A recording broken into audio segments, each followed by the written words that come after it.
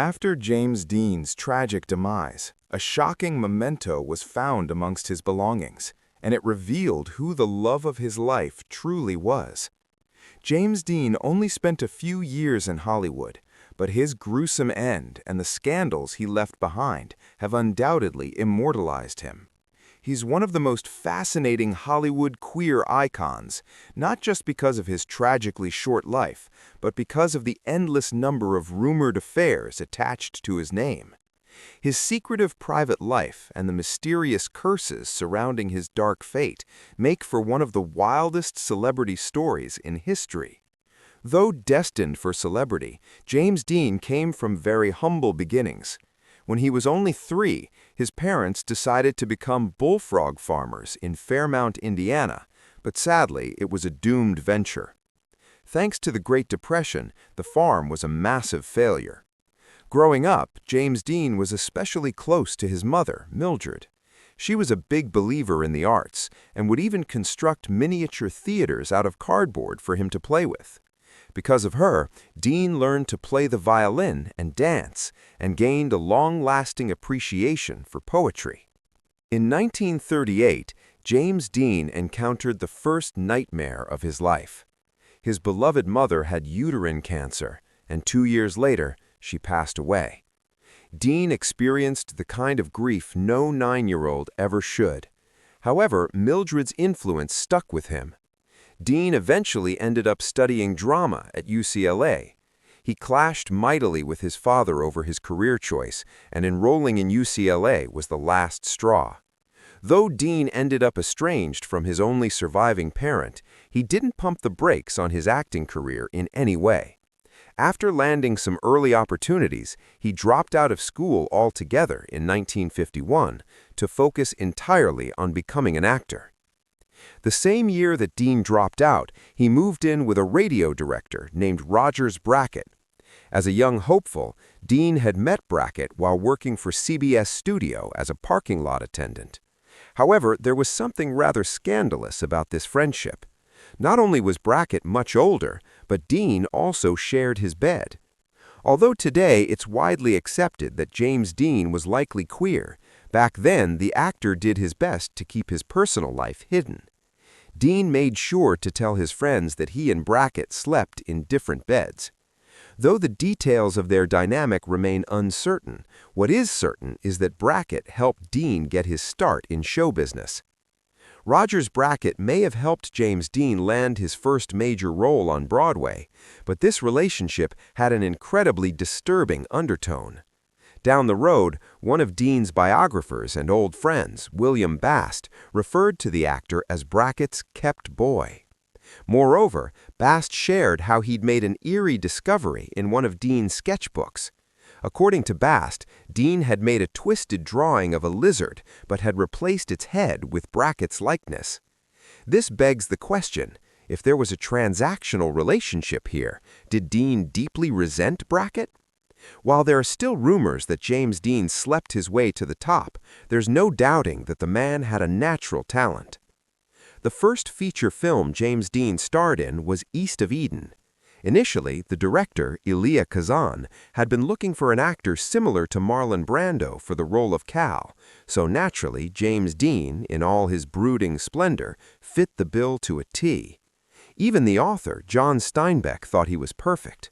So, in 1954, the actor jetted off to Hollywood. East of Eden really laid the foundation for Dean's lasting legacy.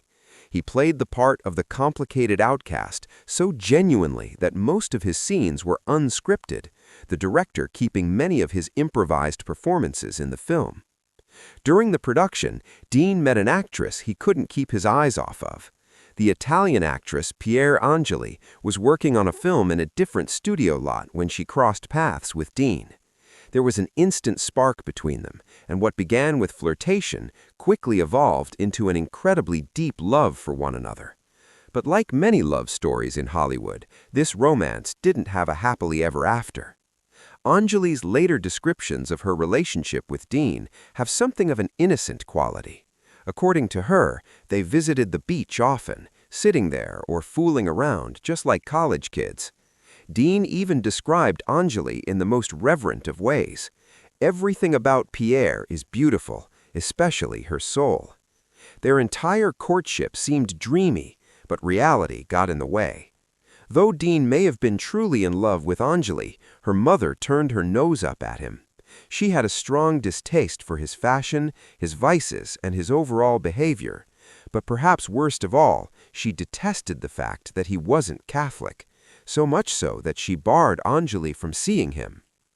James Dean's studio, Warner Brothers, also didn't want him to marry. After all, there was nothing more marketable than a hunky young bachelor. Though Dean defied her, continuing to date Dean, it was only a matter of time before this young love imploded, and when it did, hearts shattered. Though James Dean had many affairs in his short life, it seems like Pier Angeli really stood out from the crowd. For him, she really was the one that got away. According to gossip reporters, while Angeli and her new beau tied the knot, Dean could be seen across the street, straddling his motorcycle. When the wedding came to a close and the newlyweds emerged, the actor dramatically rode off. Whether this is true or not, he didn't have to worry too much. There were far more conquests in store for him. 1955 was the most jam-packed and tragic year of James Dean's life. On the heels of his breakout film East of Eden, he starred in another huge film, Rebel Without a Cause, alongside Natalie Wood and Sal Menino. During production, Dean and Wood had a secret fling, but their response to their affair was scathing. In the end, James Dean certainly wasn't Natalie Wood's cup of tea, because he reportedly said, "Sometimes Jimmy likes to hurt his partner and be hurt. I don't go into that." But this didn't stop Dean pursuing beautiful women. According to the biography James Dean, Tomorrow Never Comes, the actor managed to woo none other than Marilyn Monroe.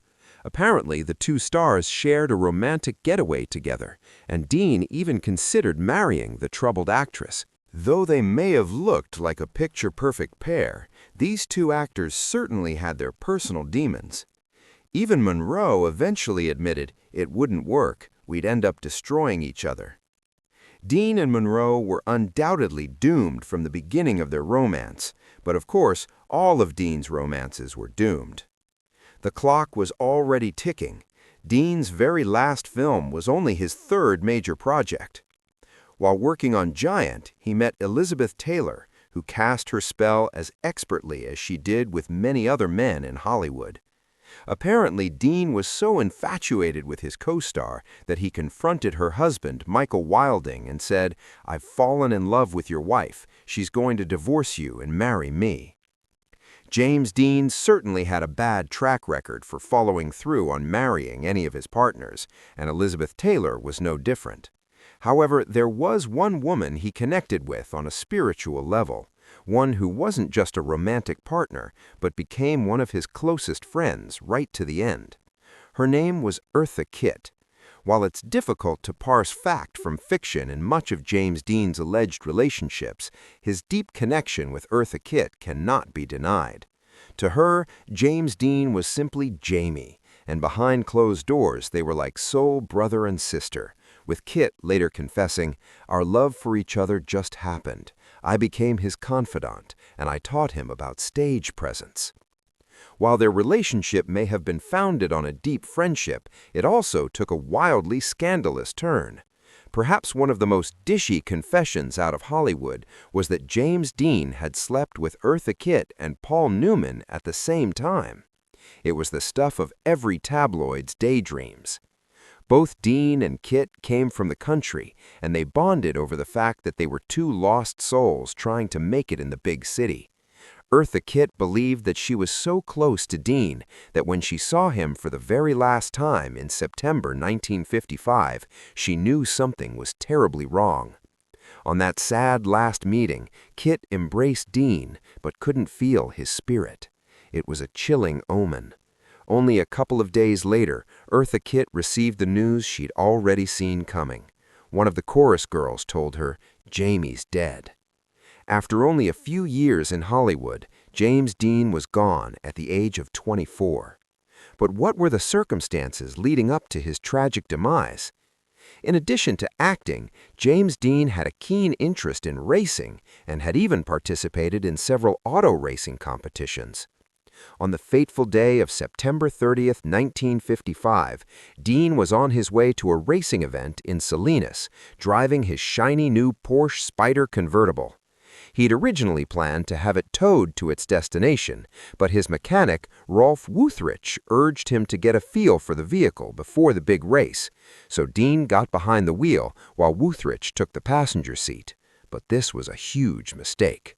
And some strange thing came over me, some almost different voice. But I must say something.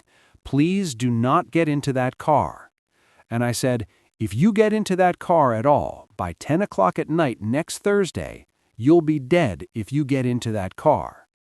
And he was dead the following Thursday afternoon in that car. At 3:30 p.m., something uncanny happened. Dean received a speeding ticket in Bakersfield, an omen for what was to come. Afterward, he grabbed a Coke in a diner, but little did he know he only had about 2 hours to live. At 5:45 p.m., while driving along what used to be the U.S. Route 436, Dean's Porsche was in a head-on collision. While the driver of the other vehicle survived the crash with light injuries, James Dean wasn't so lucky. The crash had compressed his foot in between the brake pedal and clutch, and he had broken his neck and arms, not to mention all of his internal injuries. His death was almost instant. His passenger, Wuthrich, on the other hand, managed to pull through. Although Dean had been caught speeding only hours before the crash, witnesses insisted that he'd been driving at an acceptable speed at the moment of impact. Shockingly, they said it was the other driver who had swerved into Dean's lane. Dean's reported last words, uttered just seconds before the accident, were chilling. "That guy's gotta stop. He'll see us," right before he slammed into a car crossing over the center line. Dean's heartbreaking end secured his immortality in celebrity culture, but the rumors that sprung up following his demise sought to root out every corner of the actor's life. First, there was the interminable gossip surrounding the crash itself. People began to whisper that Dean's Porsche was jinxed, and for good reason. In the wake of the crash, there were even more victims. After falling off of a truck, the Porsche crushed a mechanic's legs. Then, when a used car dealer dismantled the Porsche and sold its parts, there were twisted consequences. For instance, the cars that held the Porsche's transmission, tires, and engine were in awful collisions. Even the truck that transported the Porsche's chassis slid off the road, and the driver sadly perished. Wilder still, the chassis was nowhere to be found at the crash site, which means the legend of James Dean's missing Porsche is still circulating today. Rolf Wuthrich may have seemed lucky, having survived the awful crash, but he wrestled with feelings of guilt for the rest of his life. In the end, he died in yet another car accident in 1981. He'd been drinking before he'd gotten behind the wheel. There was another part of James Dean's life that seemed to be cursed. Rebel Without a Cause was Dean's biggest film, but it, too, seems to have had cursed repercussions for its lead actors. You see, most of them lost their lives before they turned 45, and in the worst ways imaginable. First, there was James Dean and his car accident. Then, a little over a decade later, Nick Adams overdosed, taking his own life. In 1976, Sal Mineo fell victim to murder while Natalie Wood passed in a suspicious drowning accident in 1981.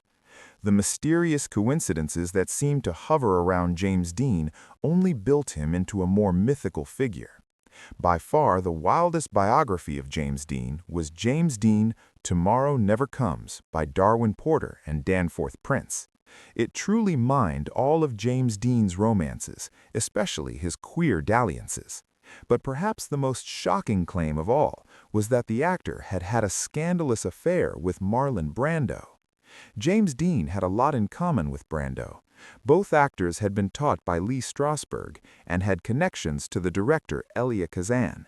Even their brooding bad boy images lined up. However, according to Porter and Prince, Dean's affair with Brando was rather one-sided, with Dean far more invested in the romance. According to Brando, he never had a relationship with Dean, going so far as to say the actor was never a friend of mine. It's exactly this uncertainty surrounding the truth of James Dean's private life that has made him such a sensational figure.